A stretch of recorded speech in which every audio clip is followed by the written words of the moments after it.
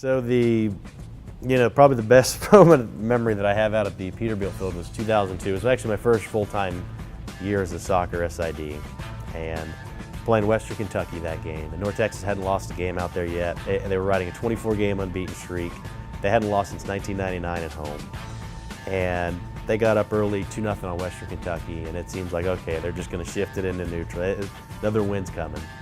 And the scoreboard that we used, it was the same scoreboard that we had out at the fields before.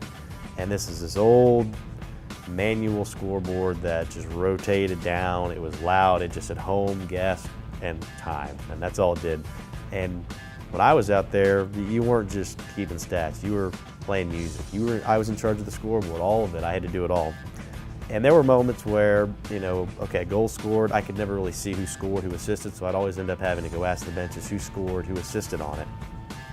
And that happened, and I'd go out there and, okay, who get it? And I'd always remember to start the clock. Well, in this particular game, North Texas is up 2-0.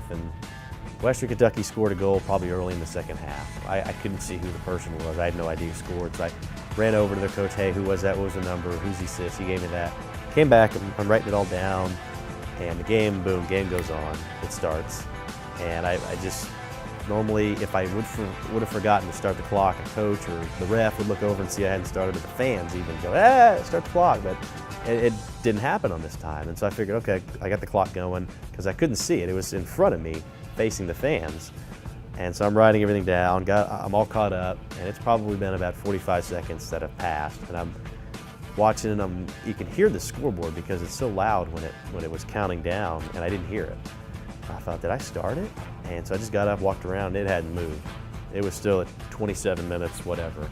And so I ran back over real quick, hit start, okay, no one saw that? Okay, I'm in the clear, no big deal. And scores running, scores 2-1 at the time, clock's running, everything's fine.